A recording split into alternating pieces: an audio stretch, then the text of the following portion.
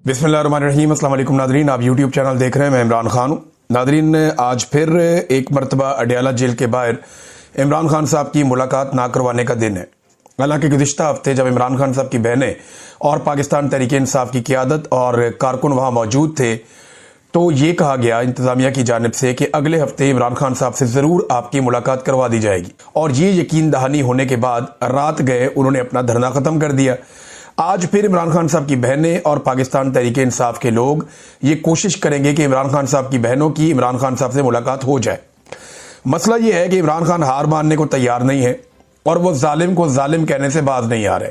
यानी वो ये साफ कहते हैं कि आसिम मुनीर साहब ने ये किया, आसिम मुनीर साहब ने वो किया, ये अपने इक़्तिदार और ताकत के लिए ये सारा कुछ कर रहे हैं। तो वो इमरान खान साहब टारगेट करते हैं आसिम मुनीर को डायरेक्टली, और ये बात आसिम मुनीर साहब को पसंद नहीं है। तो मिलिट्री एस्टेब्लिशमेंट फिर इमरान खान साहब की मुलाकातें बंद कर देती है। यह है सादी कहानी। अब इसमें इंतजामिया को इस्तेमाल किया जाता है, पुलिस को इस्तेमाल किया जाता है, जेल के अमले को इस्तेमाल किया जाता है और ताकत का इस्तेमाल किया जाता है कि मुलाकात ना करवाई जाए। तो इमरान खान साहब की बहनों ने ये 2 हफ्ते पहले कहा था कि 10,000 लोग तो हमारे साथ जाएं कम से कम अडियाला जेल के बाहर, ताकि हुकूमत के ऊपर दबाव हो। अब कराची में तो बहुत बड़े पैमाने पर लोग निकल आए, हैदराबाद में भी निकल आए। क्या यहां पंजाब से इतने बड़े पैमाने पे लोग निकलेंगे और निकलकर अडियाला जेल जाएंगे? तो आज के दिन ये पाकिस्तान तहरीक इंसाफ का एक मरतबा फिर इम्तिहान है।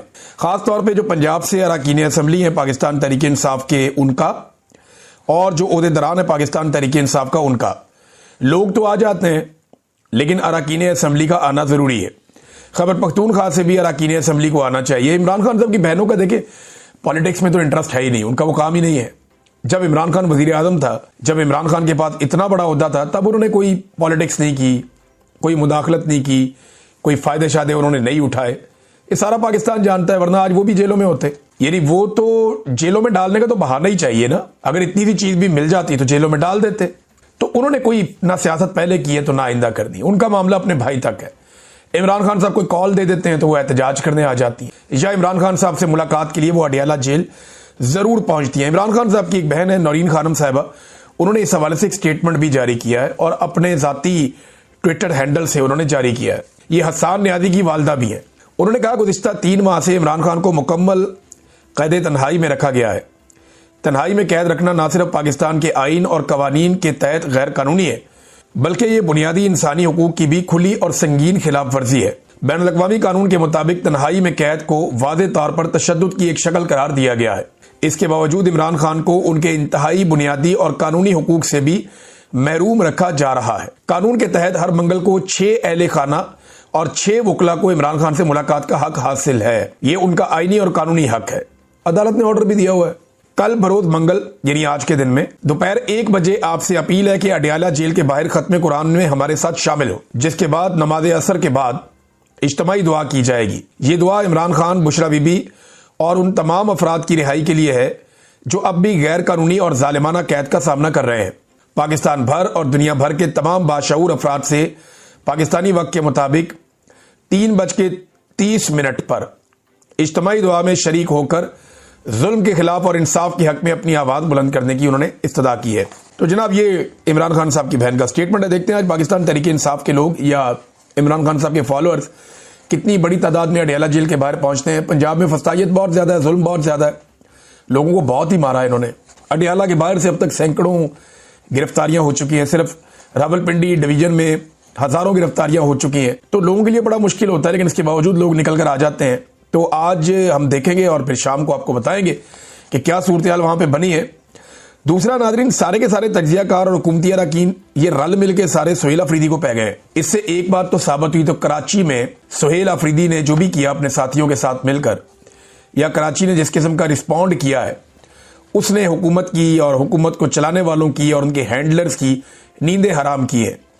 तो मैंने आपको जैसे कि कल बताया था कि इन्होंने एक मीटिंग की फौरी तौर पर, और मीटिंग में तय किया कि सुहेल अफरीदी को दीवार से लगाया जाए, कराची की उनकी कामयाबी को बिल्कुल कामयाबी ना बनने दिया जाए और नए इशू की तरफ मामला मोड़ा जाए। तो सुहेल अफरीदी के चंद स्टेटमेंट्स को लेकर उसको सियाको सबाक से हटाकर उसके असल मानी कहीं और रह गए, और इन्होंने तज्जियाकारों के जरिए से, मीडिया के जरिए से, और ये काम मिलिट्री एस्टेब्लिशमेंट ने करवाया और चंद दानिश्वरों के जरिए से इन्होंने इसको एक अलग शक्ल दे दी। वज़रा आ गए, उन्होंने आके उसके ऊपर प्रेस कॉन्फ्रेंस शुरू कर दी और रोला डाल दिया जनाब ये तो पाकिस्तान के दुश्मन है, ये तो दहशतगर्द हैं, ये वो है। देखिए ये पाकिस्तान तहरीक इंसाफ को टीटीपी के साथ जोड़ते हैं कि पीटीआई और टीटीपी ये कहते हैं जनाब कि ये कोई एक ही चीज है। इमरान खान साहब के दौर में अगर ये एक ही चीज होती तो क्या इमरान खान साहब के दौर में तहरीक तालिबान पाकिस्तान कलअदम रहती या ना रहती? इमरान खान के दौर में तहरीक तालिबान पाकिस्तान कलअदम ही थी, उसके ऊपर पाबंदी जारी रही। इमरान खान ने कभी भी इनके साथ कोई मामला नहीं किया कि इनको लेकर आओ वापस, और इमरान खान ये नहीं कहता कि दहशतगर्दों से मुज़ाकरात करने हैं। इमरान खान ये कहता है जो लोग दहशतगर्दी से मुतासिर हैं उनके साथ मुज़ाकरात करने हैं, जो लोग दहशतगर्दी से तंग हैं उनके साथ मुज़ाकरात करने हैं। दहशतगर्दों से कौन मुज़ाकरात करता है? जिसने हथियार उठाया हुआ है, जो पागलपन का शिकार है, जो बम धमाके करता फिर रहा है, जो इंसानों को कत्ल कर रहा है, उससे कौन बेवकूफ मुज़ाकरात करेगा? भाई मुज़ाकरात तो होते हैं उनके साथ जो दहशतगर्दी से मुतासिर हो रहे हैं, जो स्टेक होल्डर्स हैं, उनके साथ मुज़ाकरात होते हैं और ये मुज़ाकरात होने चाहिए। इसमें तमाम मकातब फिक्र के लोगों को और तमाम स्टेक होल्डर्स को एक साथ बैठाना चाहिए, जैसा कि सोहेल आफरीदी ने बैठाया था, एक जरगा किया था जिससे बड़ी खबरें निकल कर आई थी, और वो इन्होंने जो जरगे की तफसीलात हैं वो हुकूमत के साथ शेयर भी की, लेकिन अभी तक किसी के कान पे जूं तक नहीं रेंगी। सोहेल आफरीदी अगर 2 दिन पंजाब में आ जाता है या 3 दिन कराची में चला जाता है तो पाकिस्तान के मीडिया पे रोला पड़ जाता है कि जनाब खैबर पख्तूनख्वा में छोड़ के भाई वहां काबीना काम कर रही है, वहां सिस्टम काम कर रहा है, एक वजीर आला ज्यादा टाइम अपने सूबे में गुजारता है, वहां काम करता है, एक दिन का कुछ हिस्सा कभी कभी वो आकर अडियाला जेल के बाहर खड़ा हो जाता है कि मेरी मुलाकात का दिन है, मेरी मुलाकात करवाओ। इसके बाद 2 दिन ये शख्स पंजाब में गया और 3 दिन ये शख्स कराची में गया, तो रोला इन्होंने ऐसे डाल दिया जैसे कि पता नहीं क्या हो गया।